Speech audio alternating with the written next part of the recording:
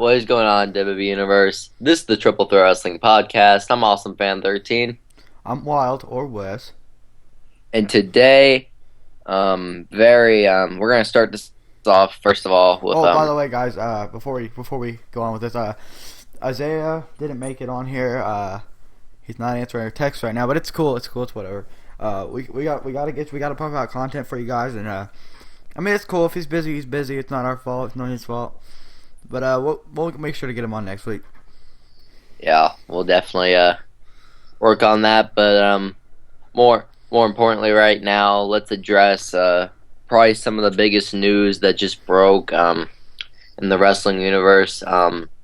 Wrestling legend and WWE Hall of Famer Roddy Piper, as I talked about on my channel, has sadly passed away at the age of 61 of a So early, honestly.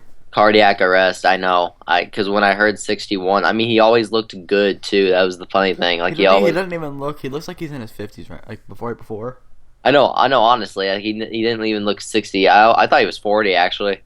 And And cardiac arrest too. I know it's just kind of interesting, like how that all went about. Yeah. It's just very sad, I you guess know. that wrestling can, kill you, literally almost. I mean, it's just nuts. I mean, Roddy Piper, he was just such a. I mean, he did so much good for the wrestling business. Because if you really think about it, if it wasn't for, I mean, we all go back to WrestleMania 1, and we all talk about Hulk Hogan and Mr. T. But really, Roddy Piper had just much to do with WrestleMania 1 as those two did. So I mean, you can almost thank Roddy Piper for making WrestleMania what it is today. Yeah, I know. Roddy Piper was great, and we even got someone like John Cena, making like literally his own little like I guess kind of like a speech about it over social media. Was it social media? I think it might have just been like an article, but it's pretty crazy. And I mean it's crazy how many of these wrestlers have been dying recently, because just right before Money in the Bank, Dusty Rhodes passed away. So American Dream, Dusty Rhodes. I mean, it's very sad because we probably just lost two of the greatest talkers and probably masters of the promo and and also Masters of the Ring. masters of the ring. I mean, two of the biggest legends in the business in just the span of less than 2 months. It's just very sad. It is very sad. I mean, to think you'll never see another episode of Piper's Pit, and unless you go on the network, it's just very so controversial. I mean, let me just share real fast, guys, my favorite Roddy Piper moment. I actually went back and watched an interview he had. It was Piper's Pit, and he was talking to Andre the Giant. And just think about this for a second. This is Andre the Giant talking to Roddy Piper. So you see these two sitting next to each other, and it's just like Andre like towers over him, even Yeah. sitting down, and it basically makes Roddy look like a scrawny little 12-year-old, and Roddy's over there, kind of disrespecting Andre, and um, you know how someone's like making fun of someone from a different country and is basically acting like, oh, can you understand me, or do you understand my questions, and talking really slow. Basically, that's what Roddy was doing in this interview. So then Andre, the interview basically ends with Andre grabbing Roddy by like the collar or whatever, hoisting him up, and by this point you're just seeing this scrawny Roddy Piper being easily picked up by this gigantic Andre the Giant, and it was just like he throws him back against the wall and walks off. And then Roddy says probably one of my favorite Roddy Piper quotes at the end. He was basically like, he's like, Andre, get back here. What are you doing? He's like, you do not throw rocks at a man who has a machine gun.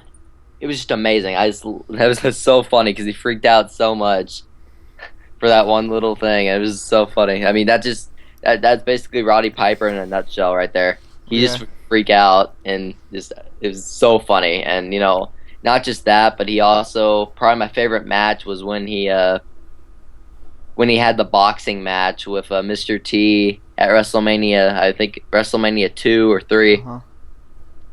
just Roddy Piper, amazing, put smiles on people's faces, and he will be deeply missed. Roddy, thank you so much for your contributions to the wrestling world.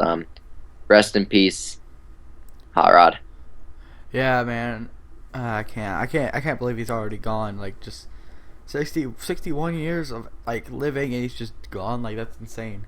And it's also kind of nuts because with this Hulk Hogan situation, they had just interviewed him literally a week before this all occurred, and he was basically defending his. Well, he really wasn't defending him. He just was showing understanding for the situation. He's basically saying he's showing understanding for both sides. Why WWE did what they did, but he was also kind of telling everyone to cut Hulk a break, which I mean, it's not really a tall order. I think we really should, but that not nonetheless, this is about Roddy, and definitely a sad loss for the wrestling world. He will be deeply missed. Yeah. Um, Yeah. I mean, there's not much else I could say about it.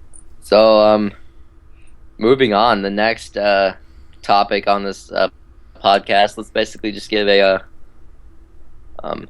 Actually, some news just broke out. You were telling me about this. I Just was literally. like I've been on the. just like 4 hours ago. I think 4 hours ago now. Yeah, because I was on the road like a couple hours ago, and I get this text from you about Dana White or whatever. Yeah. So, Dana White, he's the head of the UFC. Yeah. And so basically, let me pull this up here. Okay. So basically, what happened was so Dana White was talking about how the WWE is fake and all that. All that. What was this, like an interview? I don't know. I believe it was just talk, just all All right. just talk really. So basically, what happened was Seth Rollins kind of fired back at him because Seth Rollins is very big in the industry. Obviously, he's being the world heavyweight champion and the And he WWE. loves the business. And he loves the business. So he tweets sarcastically. He says, "Guys, cut Dana White some slack. I mean, he's had a million matches, so his opinion is super valid and should be taken as gospel." Now, I love Seth for that one. I know you Uh, can't hate Seth as a person. Like honestly, guys, to all the Seth Rollins haters, don't hate Seth Rollins. Hate the WWE because it's WWE's fault that his title reign has sucked. Because not only did they pair him with the Authority for far too long, but he also they banned the curb stomp, so he's basically being forced to use an overused finisher in the pedigree that should just be Triple H's and that's it. So yeah. blame WWE, but go on about Dana White. Yeah, so Dana White was just talking smack, and then that fire back, from Rollins, Yeah. That comeback, baby, let's I mean, go. honestly, I don't understand. Maybe this was an interview. I don't know, but Dana White, what are you doing, bud? I mean, you're basically the president, the main man of the UFC. You need to be showing like an aura of professionalism. Like why are you taking jabs at professional wrestling? Like yes, the storylines are fake. Yes, the it's all scripted, but no, these are pro wrestlers. Like pro wrestling in its very origin is not fake. Actually, it's really it takes a lot of athleticism. It takes a lot of strength, probably more than obviously. I mean, everybody and obviously Dana White can see. I mean, but I can obviously tell. I mean, Dana White, what would he really know about pro wrestling? He's been in the UFC all of his life. All he knows is real fighting. So his opinion definitely in my honest opinion, his thoughts are meaningless when it comes to world wrestling, which is kind of funny because he has a lot of friends that are either former or current pro wrestlers. So the fact he took the jab at pro wrestling really shocks me. Yeah, I have to agree. Uh, Because he really just shouldn't be talking this smack if he's just into the whole the realness. hmm I mean, sorry about that. I mean, I was kind of focused on something else. But yeah. So basically, Roddy Piper was just talking smack, and then Seth Rollins has to come in with the burn. Roddy Piper. Roddy. Oh, sorry. Dana White. I'm sorry, guys. I'm kind of. I don't know. I'm out of it right now. I'm sorry about that, but yeah. So It's Dana fine. White comes in with that. Yeah, if you guys don't know, we're recording this podcast like really late, so we're both kind of. Yeah, we're both kind of out of it, but anyways, so Dana White just comes out here with this smack talk, and Seth Rollins comes back with it, and the drama was pretty cool, but I just think Dana White just has no room to talk about with professional wrestling. He's into professional not martial arts. What is it? Just MMA.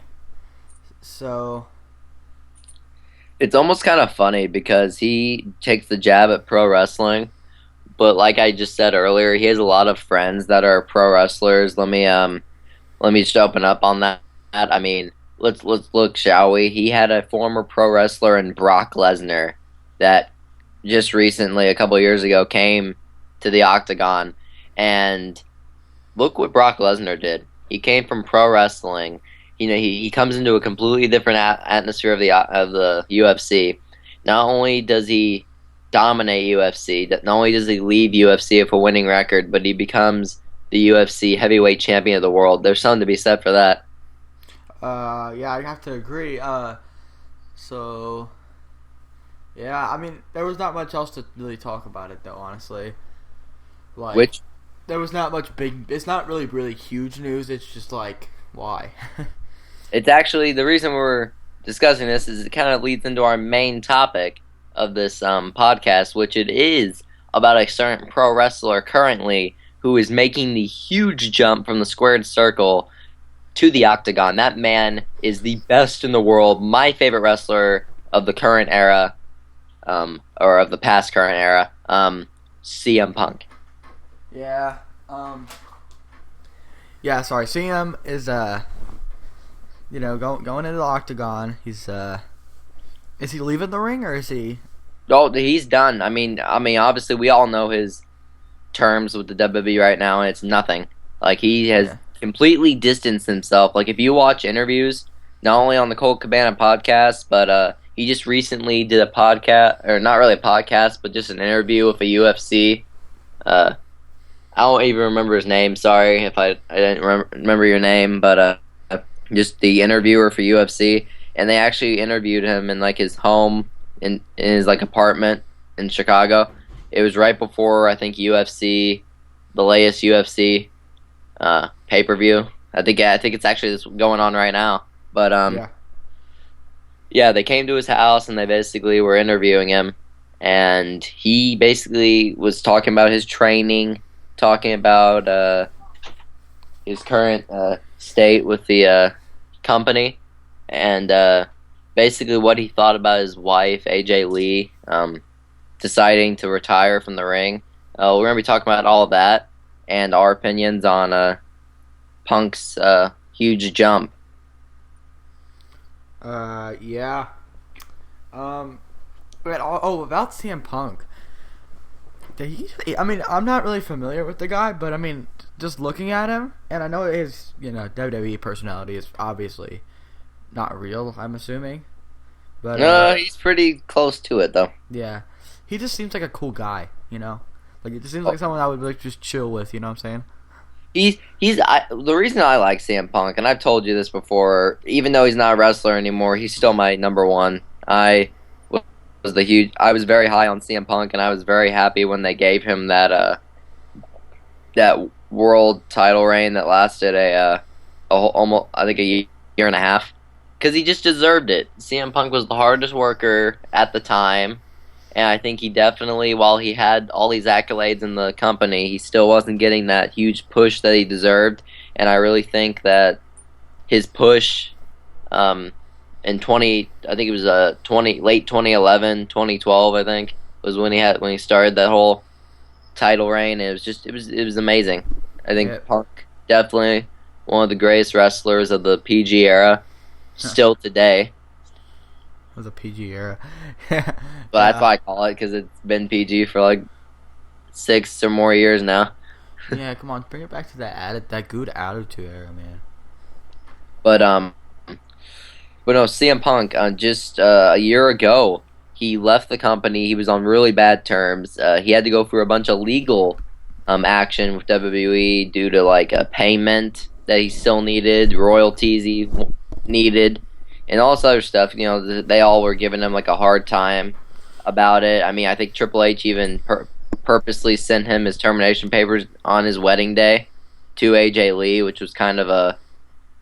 I mean, being the I mean, usually something like that I would kind of laugh at, but because it was CM Punk, I took personal offense to that No, I because mean, yeah, I think that's like that's just a low blow from Triple H there. I don't think that's fair. I mean, if you're gonna that's just rude, honestly. That's like, why would you do that? Like, that's just stupid. I mean I don't expect much more from Triple H. I mean he's got an ego, and I believe when Punk was has last moments in the ring, or not the last moment, it was Monday Night Raw after the Royal Rumble, I believe, when this all uh, transpired.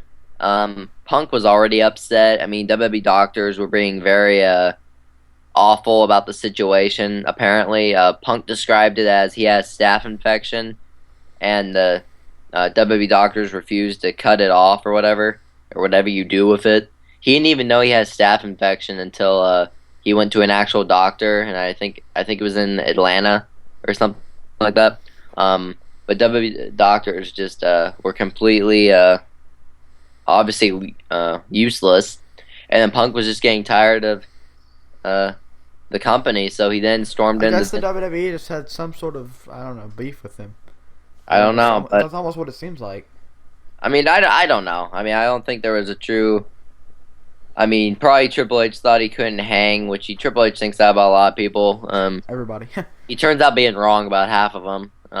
True. Like, I mean, and Triple H. I mean, I don't hate Triple H, but I don't particularly like him as a because I know exactly what he's like, and I know he has an ego just as big as Vince's, and it's just like, don't try to hide it. We know, but definitely, CM Punk then made a big decision after his departure from WWE about a year or a year and a half later.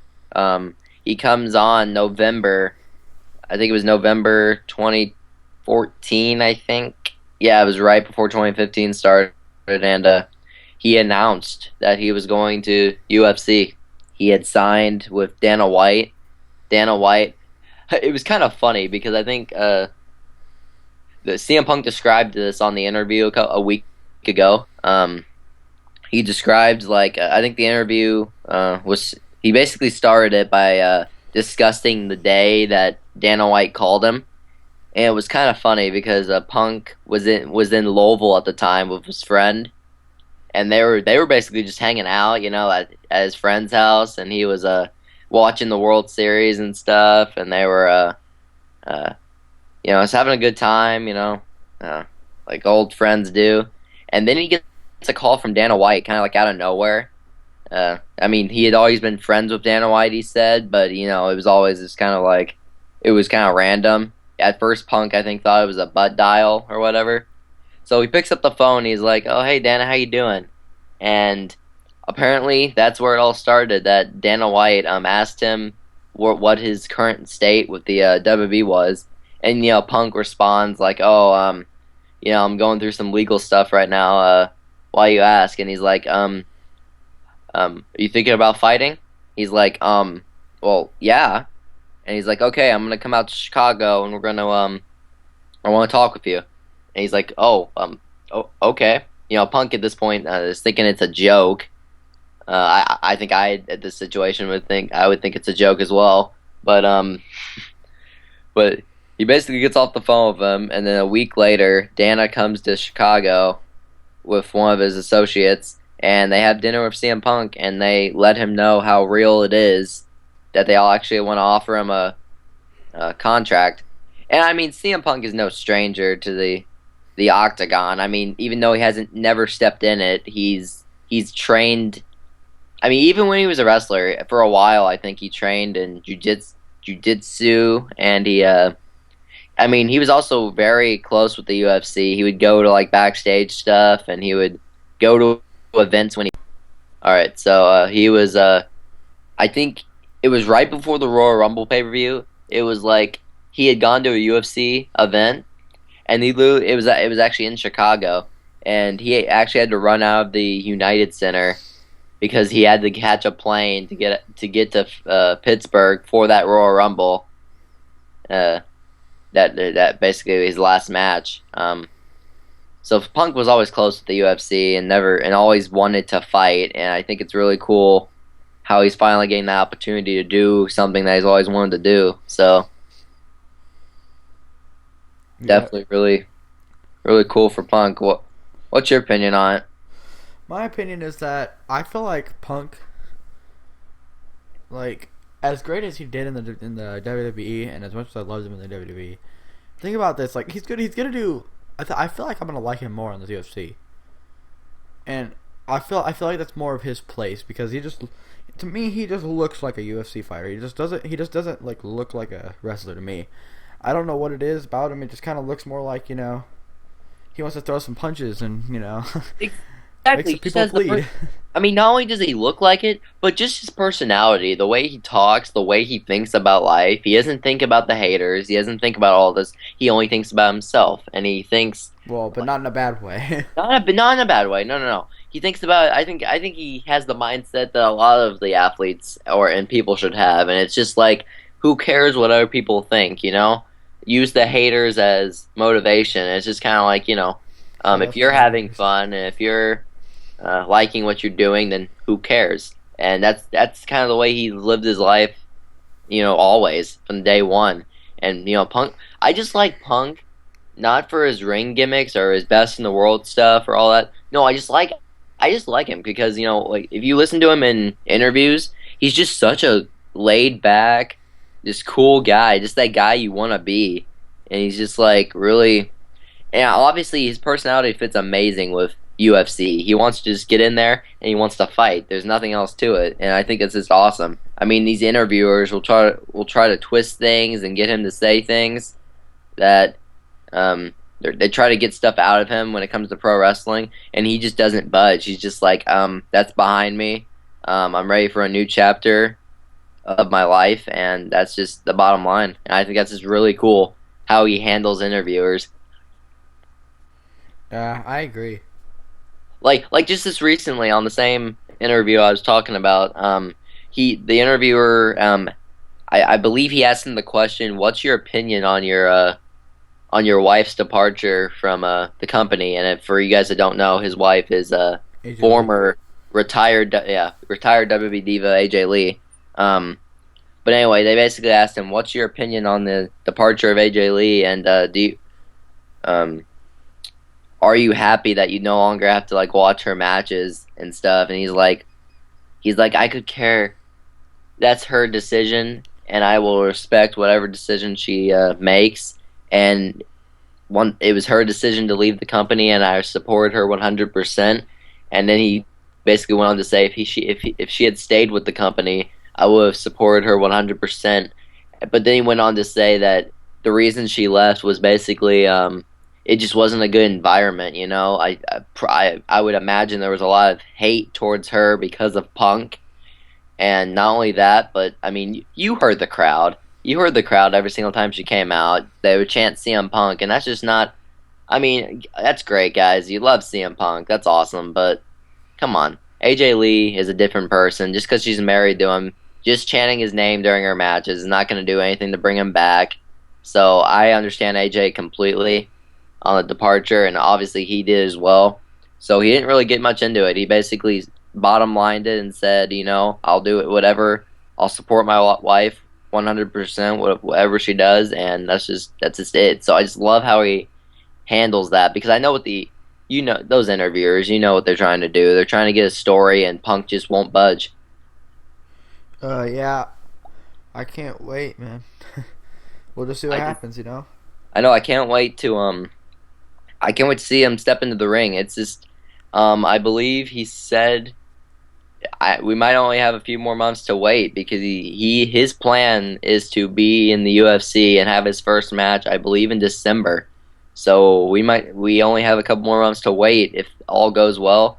His training's been going amazing, apparent according to him. So I'm ready to see this.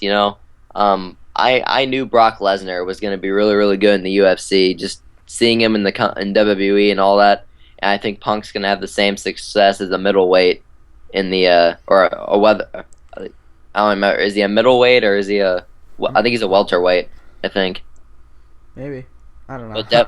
but definitely, I think I see Punk not only winning his first match, but he's going to accomplish good things in the company because I feel like he has the good mindset. He's not coming in and challenging people himself. He's not coming in and automatically wanting to call out somebody. It's mainly the guys that are already there calling him out. And I think that's hilarious because it's like Punk just has no attitude about it. He's just like, I know my place right now, and I'm the rookie, and I'm just gonna keep my mouth shut until, I know I'm ready to step into the octagon, and I'm just gonna wait till they tell me who I'm facing, and then once I get a few wins under my belt, then I will be able to talk. But even then, I'm not gonna be an arrogant, jerk like some of those guys.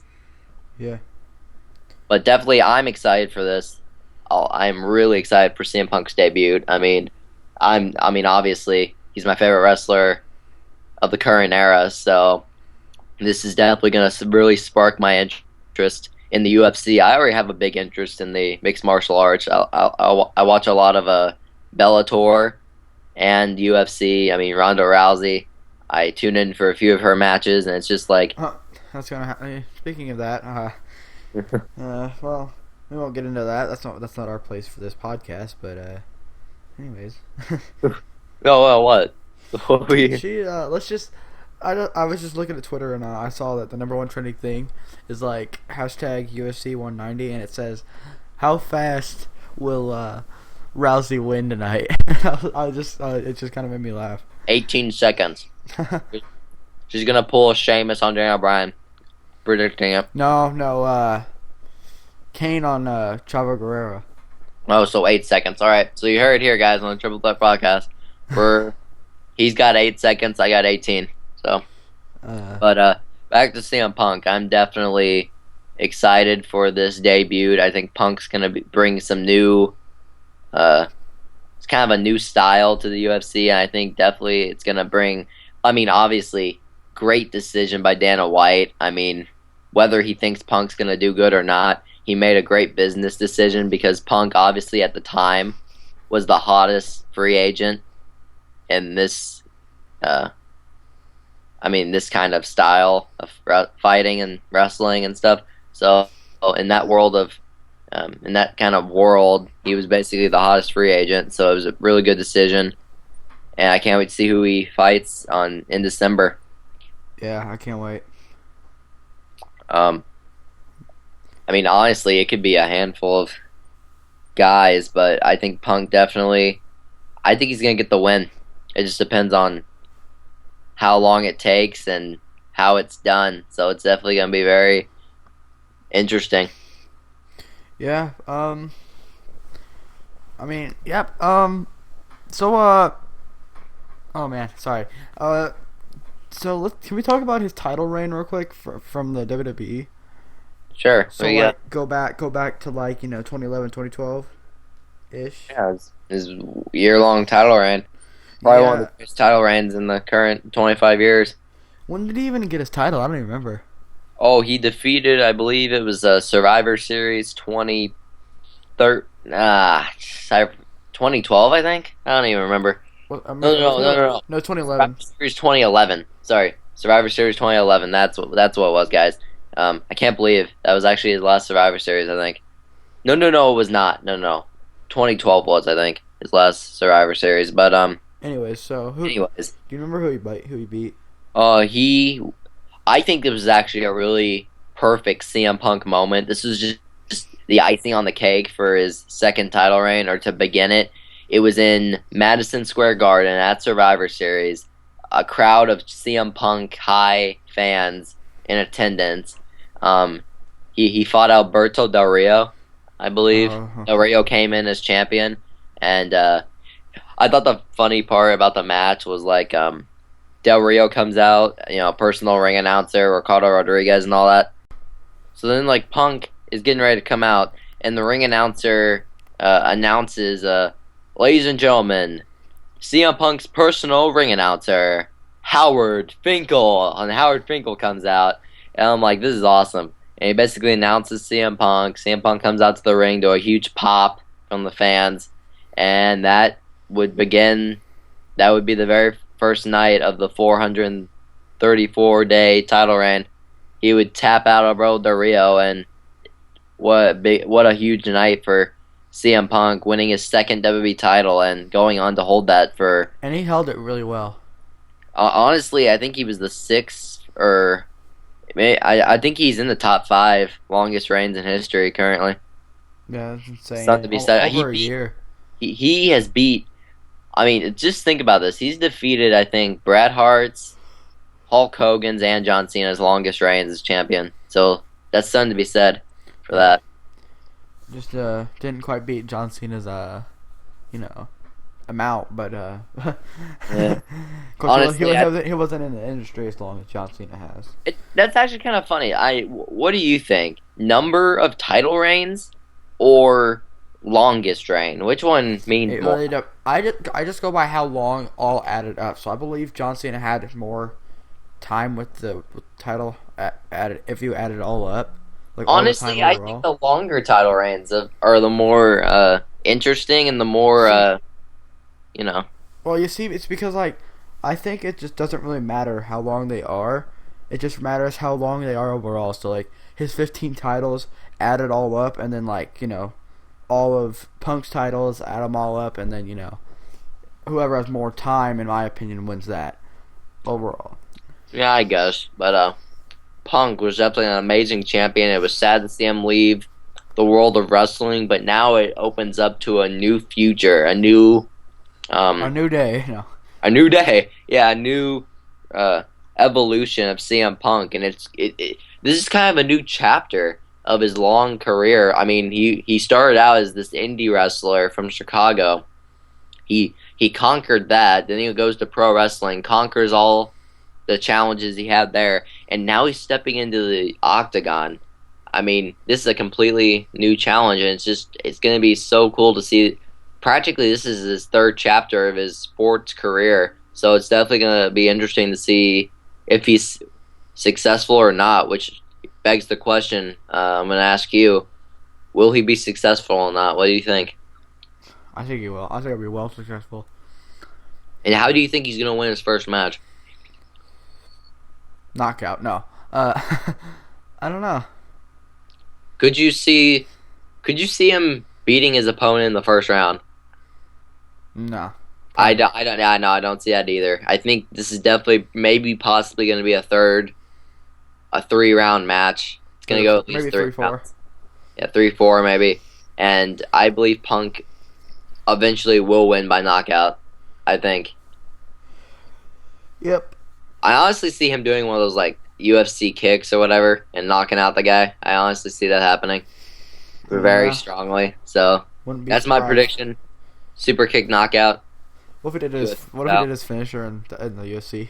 His WWE finisher. Honestly, isn't that kind of close to what they're able to do? I guess it is. Because I think you actually can pick them up at some points from the ground. I think you can almost knee him, so you almost could do the GTS. So that's kind of funny, Yeah. kind of ironic. And I think he, speaking of his wrestling gimmick, I think he actually stated that he was going to keep using the Cult of Personality theme song. So that's going to be really cool to see him come out to that music. Look in my eyes, what do you see? Honestly, I loved that theme song. That's a classic song, dude. So I'm really glad that he's bringing it back, and it's basically he's stepping in he's the same old Punk stepping into a new arena, basically, kind of like Sting did with the WWE, and it's just really cool to see. Is he going to be as successful as Brock Lesnar or the others that have stepped in? I mean, Punk is literally, I think, only the 4th pro wrestler in the entire history to step into the Octagon. So this should be very interesting to see if the best in the world can create the same name for himself in the world of UFC and mixed martial arts. Well, he's the best in the world in your opinion, but anyways, so Oh, who's the best in the world in your opinion? That's what I want well, to. see, I don't have. It's not my opinion. I just think this is true. I think John Cena is the best overall. Like he's just had like the best run overall. Okay, guys, we got John Cena fanboy here. And it's not All right. that like I'm a huge John Cena fan. It's just honestly the truth. It just seems like to me. Yeah, I guess. I mean, Plus, he's just made such a mark on the WWE. Like he's probably the most well-known wrestler. Let's just be yeah, honest. yeah, I mean, yeah. everybody knows the name John Cena. So Yeah, I guess he is kind of a household name, even if he's ear stopped or don't watch wrestling. Everyone seems to yeah, know who Cena is. yeah. But Because he's an actor too in some movies. exactly, he's that could almost be another podcast. And not only that, but he's all over Vine now with that John Cena. Yeah, Oh, but back to the best in the world, CM Punk. I think he is definitely going to make a name for himself. He's got the personality, he's got the look, he's got the he's got the work ethic of a UFC fighter. He's working his ass off, basically changing workout routines completely. And kudos. I give him, on the fly too. yeah, I give him props. He literally in a span of 2 months went from wrestling training to mixed martial arts training, and I think that's a big leap. That's pro wrestlers have sort of the same thing, but nowhere close to what a MMA fighter trains and how long the hours they put in. He has workout sessions I think like twice a day on some days, so it's just very crazy. It's just different. The world of mixed martial arts is just completely different. It's brutal, and I'm gonna be very interested to see how CM Punk deals with that and see how he how his transition goes. I want to see him fight Brock Lesnar now in the uh, UFC. Sadly, I don't think that'll ever happen. Yeah. He's a welterweight, and Brock's not even. Not only would he be a heavyweight, but he's not even in the company. Which Anymore, I thought about that too. It'd be hilarious, but That would be awesome though. honestly, I see CM Punk becoming welterweight champion. But Honestly, yeah.